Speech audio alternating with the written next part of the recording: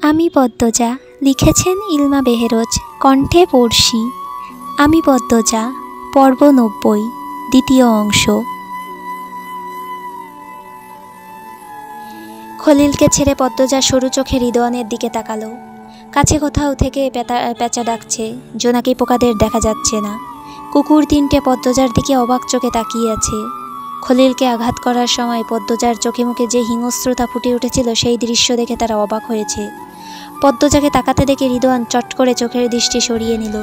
খলিলের অবস্থা দেখার পর থেকে সে পদ্মজাকে ভয় পাচ্ছে, শরীরের সব শক্তি দিয়ে চেষ্টা করছে ছোটার। রিদওয়ানের চোরা চাহনি দেখে পদ্মজা হয়তো হাসল। মধ্যরাতের বাতাস ছড়িয়ে পড়েছে সর্বত্র। পদ্মজা দ্বিতীয় বয়ামটি নিয়ে রিদওয়ানের দিকে এগিয়ে আসে। পদ্মজার এক একটি কদম রিদওয়ানের আত্মাকে কাঁপিয়ে তুলেছে।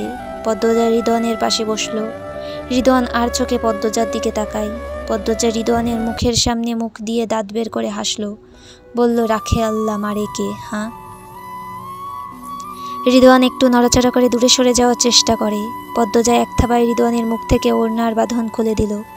সঙ্গে সঙ্গে রিদওয়ান মজিদের উদ্দেশ্যে বলল, আমি আগেই বলেছিলাম এই মেয়ে আমাদের বিপদের কারণ হবে, শুনেননি? পদ্মজা খপ করে রিদওয়ানের তালুর চুল টেনে ধরল। রিদওয়ান পদ্মজার মুখে থুতু ছুঁড়ে মারে। পদ্মজা তার মুখ দ্রুত সরিয়ে নেয়। রিদওয়ানের থুতু রিদওয়ানের মুখের উপরই পড়ল। রিদওয়ান কটমট করে তাকালো, বলল, বে মা, তোরে প্রথম দিনই মেরে ফেলা উচিত ছিল। পদ্মজা উঠে দাঁড়ায়, জোরে লাথি মারে রিদওয়ানের মুখে। লাথি খেয়ে রেন্ট্রি গাছের সাথে আঘাত পায় রিদওয়ান। তার মাথা ভন ভন করে ওঠে। রিদওয়ান কিছু বুঝে ওঠার আগে পদ্মজা তার প্যান্টের ভেতর বয়াম থেকে কিছু ঢেলে দিল। সেকেন্ড কয়েক পার হতে এই বিশেষ স্থানে জ্বালাপোড়া অনুভব করে। একসাথে অনেকগুলো জীবের কামড় তার মুখ নীল হয়ে যায়। সে চমকে তাকায় পদ্মজার দিকে, প্রশ্ন করে, কি দিছস খান? জি, প্যান্টের ভেতর কি দিছস তুই? পদ্মজা উত্তর দিল না। রিদওয়ান চিৎকার করতে থাকে। পদ্মজা রয়ে শয়ে রিদওয়ানের চিৎকার করার দৃশ্য দেখতে দেখতে কুকুরগুলোকে মুক্ত করে দেয়। কুকুর তিনটে পদ্মজার দিকে তাকিয়ে ঘেউ ঘেউ করে পিছিয়ে যায়। পদ্মজা তৃতীয় বয়াম নিয়ে মজিদের পিছনে গিয়ে দাঁড়ালো। বয়াম থেকে 2 টুকরা কাঁচা মাংস বের করলো। ছাগল জবাই করছিল আজ। সে দেখে শুনে হাড্ডি সহ কয়েক টুকরা মাংস রেখে দিয়েছিল। মাংস দেখে কুকুরগুলো চোখ চকচক করে উঠল। পদ্মজা 1 টুকরো মাংস নিয়ে মজিদের পিছনে গিয়ে দাঁড়ালো। তারপর মজিদের মুখের উপর মাংসের টুকরোটি ধরল। 3টে কুকুর ঘেউ ঘেউ করে একসাথে ঝাঁপিয়ে পড়ে মজিদের উপর। কুকুরগুলো লাফ দিতেই পদ্মজা মাংসের টুকরোটা মজিদের উরুর উপর ছেড়ে দিন। কুকুরগুলো নিজের দিকে তেড়ে আসতে দেখে মজিদ নিঃশ্বাস নিতে ভুলে যান। চোখের পলকে মজিদের হাত পা ও মুখের চামড়া ছিঁড়ে যায়, বেরিয়ে আসে রক্ত। 1 টুকরো মাংস নিয়ে 3 কুকুরের মধ্যে কাড়াকাড়ি শুরু হয়। তাদের 20 দাঁতের কামড় পড়ে মজিদের গোপনাঙ্গে। তিনি গোঙাতে গোঙাতে চোখের ইশারায় পদ্মজাকে আকুতি করেন এসব যেন থামানো হয়। অন্যদিকে রিদওয়ান ছোটার জন্য ছটফট করছে। পদ্মজাকে বিশ্রী গালিগালাজ করে হুমকিও দিয়েছে। যখন পিঁপড়ার কামড়ে সর্বাঙ্গ বিষিয়ে ওঠে, তখন সে পদ্মজাকে অনুরোধ করে তাকে বাঁচাতে। কখনো পদ্মজাকে দেবী বলে, আবার কখনো মা বলে ডাকলো। ওয়াদা করলো সে আর কখনো অন্যায় করবে না। পদ্মজা উত্তরে কিছুই বলেনি, সে নির্বিকার। রিদওয়ান ও কুকুরের চিৎকার শুনে মাথার উপর এক ঝাঁক পাখি ডানা ঝাপটিয়ে উড়ে গেল। আবার ডানা ঝাপটিয়ে ফিরে এলো। পাখিদের মতো অস্থিরতা শুরু হয়েছে। তাদের অস্থিরতায় দানবের মতো দাঁড়িয়ে থাকা গাছগুলির কচি ডালপালা ও পাতা বারবার নড়চড়ে উঠছে। পদ্মজা এবার বয়াম নিয়ে খলিলের পিছনে গিয়ে দাঁড়ালো। পূর্বের মাংসটি নিয়ে একটি কুকুরকে দৌড়ে দূরে চলে যায়। তার পিছনে পিছনে বাকি 2টি কুকুরও গেল। পদ্মজা আরেক টুকরো মাংস খলিলের মুখের উপর ধরল। তারপর কুকুর 3টের আকর্ষণ পেতে মুখ দিয়ে শব্দ করল, হুস। খলিল হাওলাদার কুকুরগুলোর দিকে তাকিয়ে ভয়ে প্রস্রাব করে দিলেন। পদ্মজার ডাকে 3টে নেড়ি কুকুর সাড়া দিল। তারা ঘেউ ঘেউ করে দৌড়ে আসে, খলিলের উপর ঝাঁপিয়ে পড়ে। পদ্মজা আগের মতোই হাতের মাংস খলিলের উরুর উপর ছেড়ে দিল। তারপর আরেক টুকরো মাংস নিয়ে আসমানির সামনে গিয়ে দাঁড়ালো। বয়াম রাখলো মাটিতে। একটা কুকুর পদ্মজার পিছনে এসে দাঁড়ায়, ঘেউ ঘেউ করে চিৎকার করে তাকে মাংস দিতে। পদ্মজার এক হাতে ছুরি বলে ভয়ে তার উপর ঝাঁপিয়ে পড়ে মাংস কেড়ে নেওয়ার সাহস পাচ্ছে না। আসমানি পদ্মজাকে তার সামনে দাঁড়াতে দেখে গোপনে ঢোক গিলল। তার চোখ ফেটে জল বেরিয়ে আসে। সে কিছু একটা বলতে চাইছে, চোখের জলে এক্ষুনি বন্যা বয়ে যাবে। মেয়েরা ভালো হোক খারাপ হোক, বুড়ো হোক আর যুবতী হোক, তারা ভীষণ কাঁদতে পারে। পদ্মজা আসমানির মুখ মুক্ত করে দিল। আসমানি কাঁদো কাঁদো স্বরে অনুরোধ করলো, আল্লাহর দোহাই লাগে ভাবি, আমারে ছাইরা দেন, আমি আপনার গোলামি করাম সারা জীবন।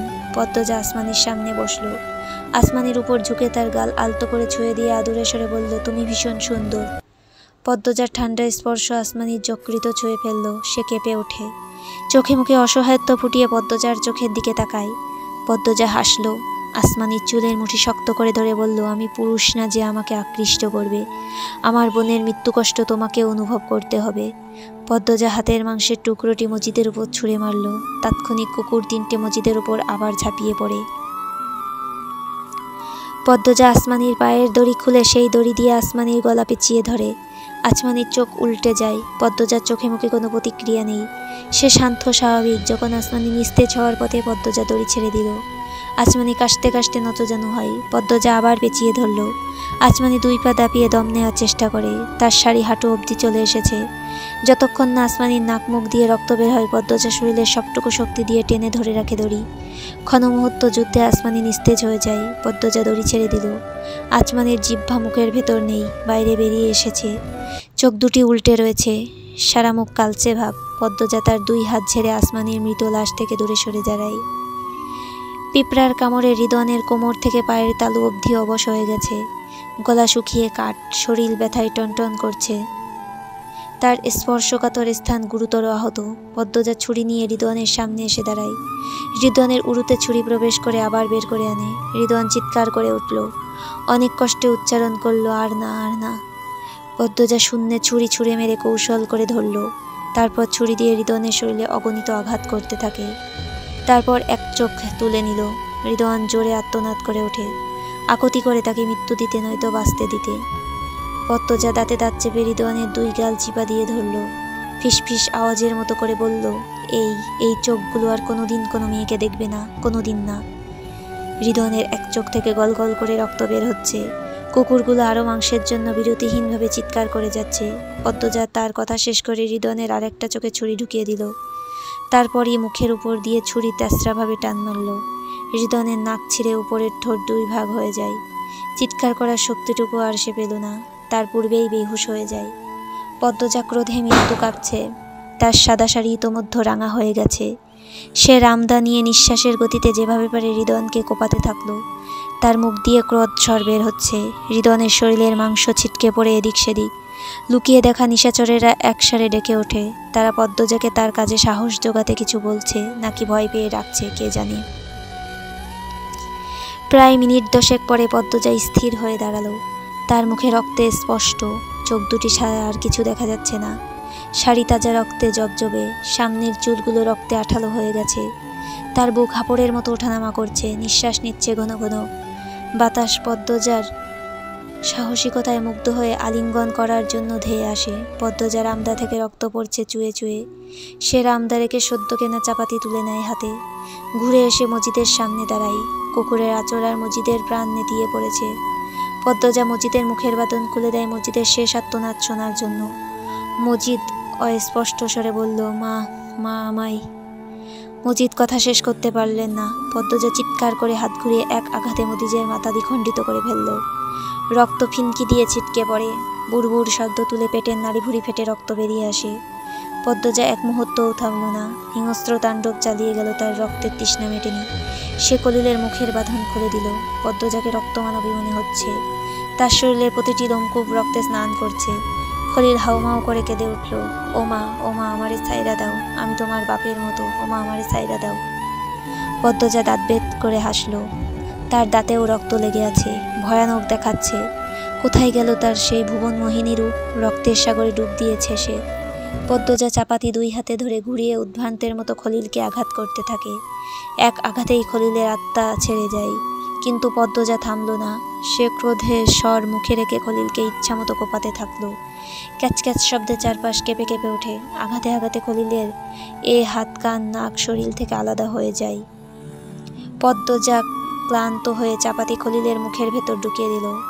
বাম হাতে কোমর থেকে আরেকটা ছুরি নিয়ে খলিলের পেটে ঢুকিয়ে দিল। রিদওয়ান মজিদের খলিলের রক্তে মাটি বেয়ে পুকুরের কালো জলের দিকে যাচ্ছে।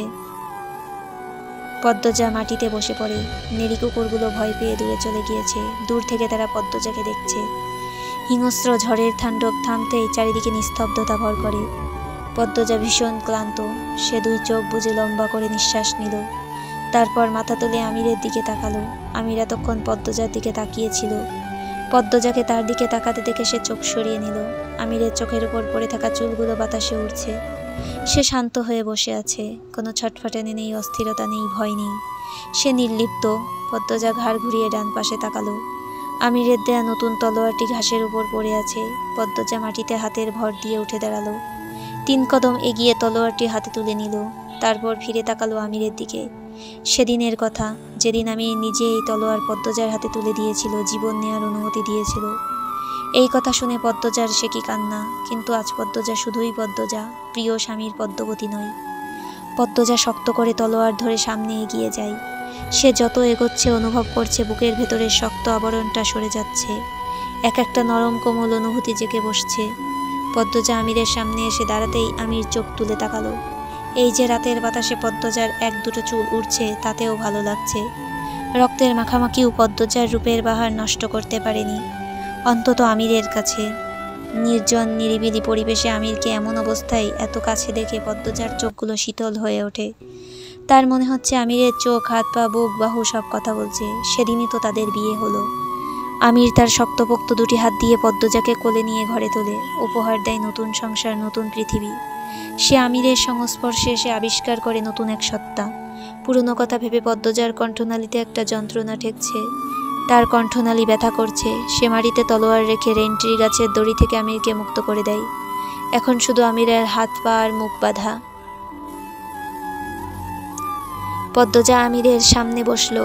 আমিরের নতজানু মুখটা নিখুঁতভাবে পর্যবেক্ষণ করলো। তারপর আমিরের বুকে সাবধানে এক হাত রাখলো। পদ্মজার একটুখানি ছোঁয়া আমিরের সত্তাকে কাঁপিয়ে তোলে। যেন সমুদ্রের ঢেউ গর্জে উঠে, আকাশ ভেঙে বজ্রপাত পড়ে। কুকুরগুলো ধীরে ধীরে এগিয়ে আসে। পদ্মজার ছলছল চোখ দুটি স্পষ্ট। আমিরের মনে হচ্ছে আকাশের চাঁদটা ঠিক পদ্মজার মাথার উপরেই। সে সকল অনুভূতি হারিয়ে ফেলেছিল। কিন্তু পদ্মজাকে কোমল চোখে তাকাতে দেখে তার বুকটা হু হু করে কেঁদে উঠল। চোখের চাউনিতে মনের সবটুকু ভালোবাসা ঢেলে দিয়েছে পদ্মজা। বোঝা যাচ্ছে সে আমিরের প্রেমে কতটা মাতোয়ারা। আমির আশা করেনি এই মুহূর্তে এত কিছুর পর পদ্মজার চোখে পুরনো প্রেম দেখতে পাবে।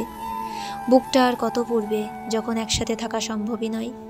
আমিরের চুপ থাকা, আমিরের নির্লিপ্ততা বলে দিচ্ছে সে পদ্মজার কোনো আঘাতকেই পরোয়া করে না। আমিরের মায়া মায়া চোখ দুটি গ্রাস করে ফেলছে পদ্মজাকে। কেন যেন তার খুব কান্না পাচ্ছে। বুকের ভিতরে কোথায় যেন লুকানো জায়গা থেকে একদল অভিমান প্রচণ্ড কান্না হয়ে 2 চোখ ফেটে বেরোতে চাইছে। পদ্মজা ধীর কণ্ঠে বলল, কেন আমায় ভালোবাসলেন না? তার কণ্ঠে কান্না। আমিরের এক চোখ থেকে জল বেরিয়ে আসে। সে কোনো শাব্দিক উচ্চারণে বোঝাবে পদ্মজাকে ঠিক কতটা ভালোবাসে। কি করে বলবে সে পদ্মজার জন্য বিষের দানা? ভালোবাসা এক ভয়ঙ্কর মহামারীর নাম, যে মহামারীর একমাত্র পথ বিপরীত মানুষটিকে ছাড়া নিঃস্ব হয়ে যাওয়া। এই মহামারীতে আক্রান্ত হয়ে কত মানুষ বৈরাগী হয়েছে, আর আমির বেছে নিয়েছে মৃত্যু। পদ্মজা হুট করে আমিরের কপালে চুম খেল। আমিরের হৃৎপিণ্ড জ্বলে ওঠে, তার নিঃশ্বাস বন্ধ হয়ে আসে। পদ্মজার 2 চোখের জল আটকাতে পারল না। সে বলল, আপনার 2টি সত্তার একটি আমার স্বামী। আমি তাকে সম্মান করি, কিন্তু অন্য সত্তার জন্য আপনাকে মরতে হবে। পদ্মজা ঠোঁটে ঠোঁট চেপে কান্না আটকাচ্ছে। আমির নিজেকে সামলে চোখের দৃষ্টি নত করল। পদ্মজা নিজেকে নিজে প্রশ্ন করে, বুকটা জ্বলে যাচ্ছে কেন? একটু আগের তেজটা কেন নেই বুকের ভেতর? আমিরের ভালোবাসার অভাব তাকে পুড়িয়ে দিচ্ছে। 6টা বছর মানুষটা এত কেন ভালোবাসলো? এত নিখুঁত ভালোবাসার অভিনয় হতে পারে? কাঙাল সে, তার স্বামীর ভালোবাসার কাঙাল। কিন্তু সেই ভালোবাসায় প্রতারণা করলো। এই ভালোবাসা ভাগ হয়েছে আরও আগে। কষ্টগুলো বাতাসে উড়ে যায় না কেন? পদ্মজা খাপ থেকে তলোয়ার বের করলো। তলোয়ারখানা দেখে পদ্মজার বুকের ভেতরে দিম দিম করে কিছু বাজতে থাকে। কেঁপে ওঠে তার হাত। পদ্মজা ঢোক গিলে নিজেকে ধাতস্থ করলো। তারপর কাপা হাতে আমিরের মুখ থেকে ওড়নার বাঁধন খুলে দিল। আমিরের আত্মনাদ শোনার জন্য নয়, সে চায় আমির তাকে কিছু বলুক। কিন্তু কি শুনতে চায় সে জানে না। আমিরের বেলা সে কঠোর হওয়া তো দূরে থাক, তলোয়ার চালানোর সাহস পাচ্ছে না। আমির মাথা নত করে অপেক্ষা করছে মৃত্যুর জন্য। মৃত্যু তার জন্য উপহার। পদ্মজা আঘাত করতে সময় নিচ্ছে। আমিরের নিশ্চুপতা তার মনের ব্যথা বাড়িয়ে দিচ্ছে। সে বেহায়া হয়ে কাট কাট কণ্ঠে বলল, কিছু বলার আছে? আমির তাকালো। এই তো, এই দৃষ্টি পদ্মজাকে খুন করে ফেলে। তীরের বেগে বুকের ভেতর ছিদ্র করে ফেলে। এই পৃথিবীতে নাকি শ্যামবর্ণ অবহেলিত, অথচ ভুবন বহিনী রূপসী পদ্মজা শ্যামবর্ণ এক পুরুষকে ভালোবেসে থমকে গিয়েছে। আমির বলল, গত 4 দিনের যন্ত্রণার একাংশ যদি তুমি অনুভব করতে, আমাকে খুন না করে বাঁচিয়ে রাখতে, আমার শাস্তি হতো আমার বেঁচে থাকা। আমির কথা শেষ করে চোখের পলক ফেলার পূর্বে পদ্মজা তার বুকের মধ্যিখানে তলোয়ার ঢুকিয়ে দিল। তলোয়ার বুক ভেদ করে পিঠে গিয়ে ঠেকে। আচমকা আক্রমণ করায় আমির অবাক হলো। তার মুখ দিয়ে রক্ত বেরিয়ে আসে। বুকের যন্ত্রণারা শেষবারের মতো 2 চোখ ছাপিয়ে বেরিয়ে পড়ে। আমিরের মুখ থেকে এত রক্ত বের হতে দেখে পদ্মজার পায়ের তলা কেঁপে ওঠে। সে সঙ্গে সঙ্গে তলোয়ার টেনে বের করলো। আমিরের দেহটা দপ করে শব্দ তুলে লুটিয়ে পড়ে মাটিতে। পদ্মজা বুক ছাদ করে ওঠে। বুকের ভেতর পাহাড় ধসে পড়ে। সে দ্রুত আমিরের 2 হাতের বাঁধন খুলে দেয়। বুকের ভেতর থেকে শব্দ করে তুলে কান্নারা বেরিয়ে আসে। সে কাঁদো কাঁদো হয়ে বলল, যাবেন না, যাবেন না। আমিরের শরীর 2-3টে ঝাঁকি দিয়ে নিথর হয়ে যায়। পদ্মজা মাথায় 1 হাত দিয়ে উদ্ভ্রান্তের মতো একদিক সেদিক তাকায়। তার শরীরটা কেমন যেন করছে। চোখের সামনে তিলে তিলে গড়ে তোলা প্রেমের রাজপ্রাসাদ ভেঙে চুরমার হয়ে যাচ্ছে।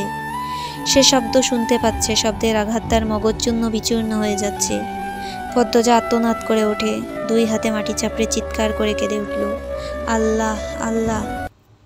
তার চিৎকার শুনে সন্তানহারা পেঁচাটির কান্না থেমে যায়। আল্লাহ উচ্চারণটি প্রতিধ্বনিত হতে থাকে যেন বারবার। এই একটি ডাকে পদ্মজার সর্বহারার বেদনা ফুটে ওঠে। সে আপন মানুষদের মৃত্যু দেখতে দেখতে ক্লান্ত। তার যন্ত্রণার পাহাড় ভেঙে গেছে। পদ্মজা বাচ্চাদের মতো হাঁটুতে ভর দিয়ে একবার ডানে যায় আর একবার বামে যায়। তারপর আমিরের মাথার কাছে এসে বসে। আমিরের চোখ দুটো খোলা, পদ্মজার দিকে তাকিয়ে আছে। চোখ জোড়ায় কি পদ্মজাকে দেখার তৃষ্ণা মেটেনি?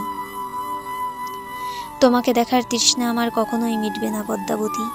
পদ্মজা চমকে পিছনে তাকায়। কেউ নেই। ডান পাশ থেকে আবার শুনতে পায় একই কথা। পদ্মজা ডান পাশে তাকায়, আবার শুনতে পায় বাম পাশ থেকে। পদ্মজা চরকির মতো ঘুরতে থাকে। সে বাস্তব দুনিয়া থেকে বেরিয়ে এসেছে। অনেক আগে আমিরের বলা পুরনো কথাগুলো সে শুনছে। প্রতিটি কথা তাকে চুচের মতো খোঁচাচ্ছে। পদ্মজা এত ব্যথা সহ্য করতে না পেরে 2 হাতে খামচে ঘাস টেনে তুলল। তারপর 1 হাত দিয়ে মাটিতে আঘাত করতে করতে চিৎকার করে কাঁদল। কাঁদতে কাঁদতে তার গলার স্বর স্তব্ধ হয়ে যায়। সে শরীরের ভার ছেড়ে দেয়। সেজদার মতো উবু হয়ে তারপর মাথা তুলে 1 হাতে আমিরের চোখ দুটি বন্ধ করে দিল। চোখের জল মুছে চারপাশে চোখ বুলালো। তার চোখের দৃষ্টি অস্থির, নিঃশ্বাস এলোমেলো। এই বিশাল পৃথিবীতে এখন সে একা। আচমকা সে উঠে দাঁড়ায়। যেখানে ভোজ আসর হয়েছিল সেখানে ছুটে যায়। আমিরের প্লেট আলাদা। তার প্লেটে 2টো পদ্ম ফুল আঁকানো। পদ্মজা খুঁজে খুঁজে আমিরের প্লেটটা বের করলো। সেখানে কিছু খাবার অবশিষ্ট ছিল। পদ্মজা ঘাড় ঘুরিয়ে একবার আমিরের মৃতদেহ দেখল। তারপর দ্রুত অবশিষ্ট খাবারটুকু খেলো। খাবার শেষ হতেই পানি না খেয়েই দৌড়ে আমিরের কাছে আসে। একটা তীক্ষ্ণ ঠান্ডা স্রোত বুকের এদিক ওদিক ছুটে বেড়াচ্ছে।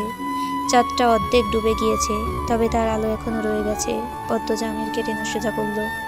আমিরের শার্টের বুক পকেট থেকে একটি বিশেষ শিশি বেরিয়ে আসে। পদ্মজা শিশিখানা হাতে নিয়ে অবাক চোখে আমিরের ফ্যাকাশে মুখটা দেখে সে কিছু একটা বলে, কিন্তু কথাটি ফুটল না।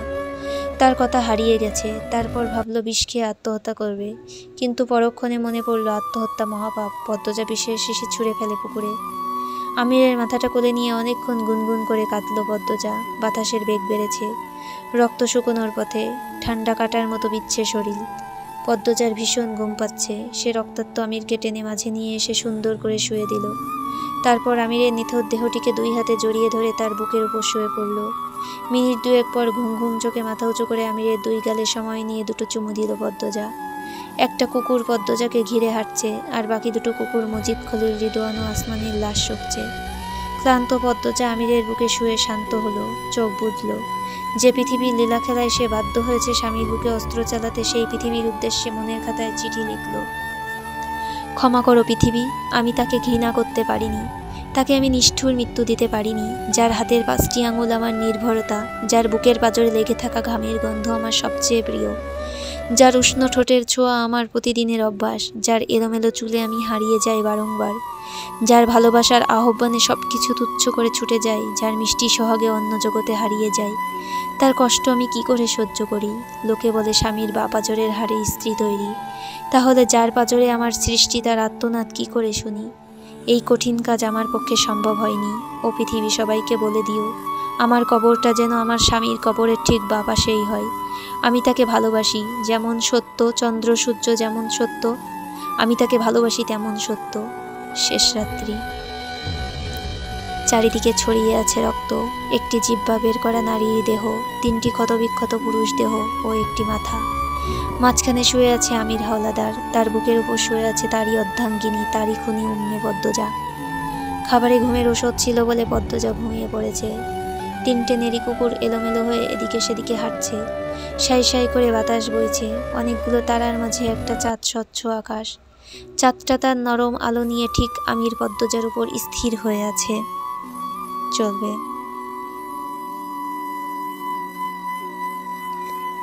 উপন্যাসের পরবর্তী পর্বগুলো পেতে চাইলে সাবস্ক্রিপশন করে পাশে থাকুন। গল্পগুলো ভালো লাগলে লাইক, কমেন্ট এবং শেয়ার করে পাশে থাকবেন। ধন্যবাদ।